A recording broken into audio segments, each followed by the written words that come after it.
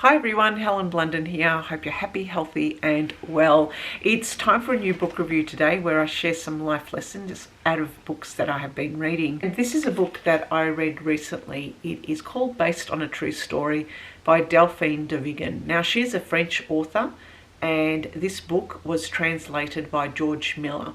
She wrote this in 2015 and she's written a whole heap of other books.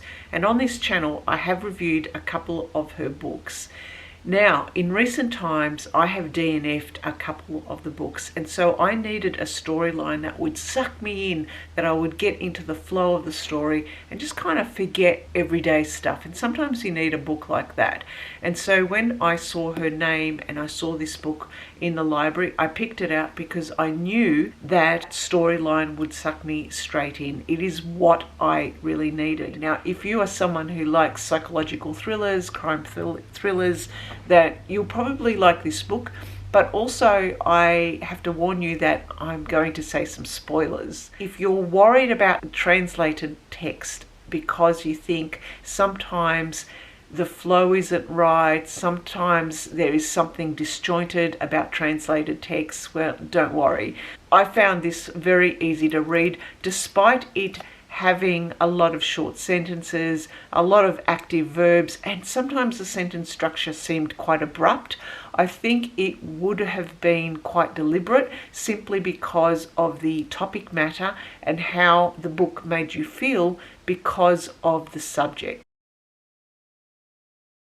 This book is about Delphine. Yes, same name as the author. And Delphine is an author who has just published and become quite a very famous author because she has written a bestseller, and this bestseller, the way it is written, has really inspired people to want to know more about her and want to know more about her family. So she became popular and famous quite quickly because of the way that she had written. She had written an autobiographical type of writing of a novel which was realistic because she talked about her family. And this was really interesting because it brought up a question and the themes that I'm going to talk about here on this video about autobiographical writing. My assumption is that Delphine had written something along the lines of what Annie Ernaux writes. And you might know Annie Ernaux as French author who has also won many high esteemed writing prizes for her type of writing. But that type of writing actually presents problems, and we see that in this book when we are introduced to Elle. Now, we don't know much about Elle. Elle is the other female character, and both Elle and Delphine strike up this very close but claustrophobic relationship. They are both writers, but Elle is a writer who writes biographies, even though no one really knows who she is. She has her own little trademark, and her trademark is where she writes the end and a little asterisk at the end. So we do wonder who really wrote this book. Was it Delphine or was it Elle? Elle presents to Delphine some questions to her, and she initially starts to encourage her and prompt her to write her second novel, but she doesn't want to write it in the way that Elle prefers her to. And so we see this argument back and forth, and how Delphine gets sucked into a very narcissistic, toxic friendship where Elle forces her and pushes her to write another autobiographical type of story. And Delphine doesn't want that. She wants to be able to write more fiction. She wants to use her creative imagination to create a plot and to create new characters and a new storyline. And that grates on Elle. The story here is not about their friendship. I think also the themes are about how writers feel nowadays about the process of writing. Is the novel format dead? Do people nowadays prefer more reality in their fiction, if that makes sense? That people prefer to read real life stories or to read fictionalized versions of real events so that people can empathize with the characters in the books? Are novels of true imagination and true fiction outdated? Do people not prefer to read those type of novels anymore? Do people prefer real life stories because we see the increase in interest of people watching reality TV? And this was the big question and the dilemma that Delphine had. She really wanted to write a story that was pure fiction, that was pure imagination. She wanted to let her imagination go wild, but Elle would prevent her in doing that because Elle forced her to think that she should be writing for her audience, and her audience wanted more realism in the stories. Then I started to think, well, what is my type of writing that I read? And a lot of the books that I have read, I would say, are fiction, are stories, but I like to derive some kind of meaning or some kind of context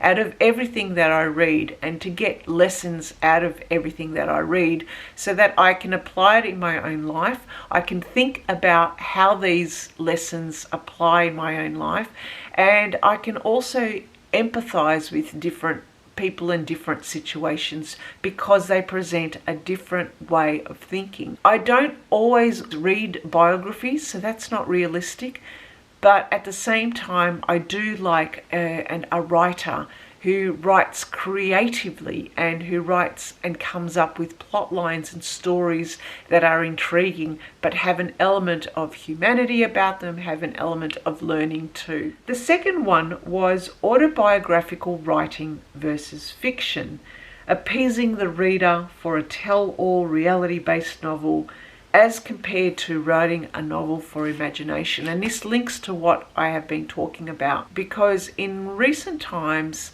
late last year, I also reviewed some of the writing by Annie Ernaux, given that she writes in a very autobiographical way. And so her books are all about her life and the people in her life. And I can imagine that when Annie Ernaux writes her stories, she puts herself in a very vulnerable position because she's also exposing the situations that she's been through, the people in her life, their own stories, and she creates these stories out of real life. When I read Annie Ernaux's works, I felt that they were too real for me and too raw, and I couldn't read them, and I certainly didn't read them as a novel as such. It felt as if I was an intruder in her life in some way. When authors write too autobiographically, if that makes sense, if they write too realistic and expose other people and their family members, that then there is a rawness about it that I simply don't want to read. I feel as if writers need to shade some things. Writers need to fictionalize some things. We don't need the whole entire story. How well do you know the people who come into your life and the nature of the relationship? And in this book, it exposed narcissistic people and toxic relationships, and especially between relationships of people who have gotten to become friends quite quickly in a very short period of time, and also friends who are in a similar type line of work and who are able to tell each other and feel free in that relationship to give each other feedback, but feedback to the point that it becomes too restrictive or too real or too raw, where the other person then gets stamped down to the point where they're unable to do their work. And I found in this situation, this relationship is not a positive one. It is narcissistic. It is terrible on one person and not the other. Another theme that I got out of this book is, what is friendship nowadays? And it was brought up by Elle a few times, and she had this very outdated view of friendship, whereby that she didn't really have any friends. At one point in this book, she organised a birthday party and she cooked a whole heap of different meals, and she invited Elle over with this intention that of Delphine being able to meet all her other friends as well.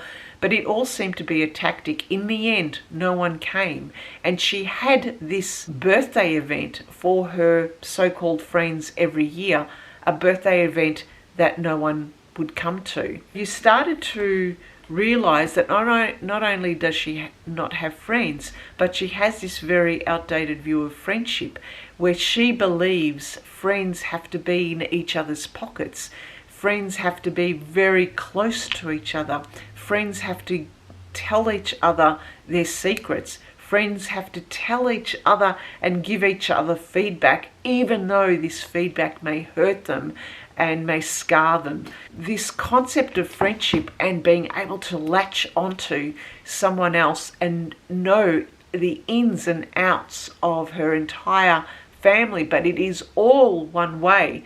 She knows everything about Delphine, but Delphine knows nothing about Elle. Surely must ring alarm bells. This is a lesson. If you have friendships in your life where they all seem one way, that you seem to be opening up to the other person, but the other person isn't opening up to you, it should ring alarm bells. So this entire book was about this Kaiser Soze character of Elle, that she had derived a whole life that we really don't know much about. She's a grey person. She doesn't come from anywhere. She doesn't go to anything. But we get this feeling that she may have been the one who has written this book, did she? So it is an interesting and enthralling book that takes you along on the ride. And I have given spoilers here, I'm afraid. If you want a clever psychological thriller as it's written in the front page of this book, then I would highly recommend this. I found reading Delphine de Vigan's books interesting because there are common themes through them, and one of the themes of another book that I did where she wrote about how children are being affected by social media and how parents are helping their children become influencers, which is also a very good read, also touches on similar themes here. The themes about this reality TV, the fact that people nowadays seem to want more reality TV than allowing more creative imagination in their books. That's all I have to say about Based on a True Story, a real mind bender of a book, but very interesting to read. If you've read this book or if you've read any of her other books, please let me know in the comments below. Let me know what you think about her writing, her storylines, her plots. They're quite genius, I think. Let me know if you've actually read her books in French too. So thank you for listening and thank you for watching. Bye for now.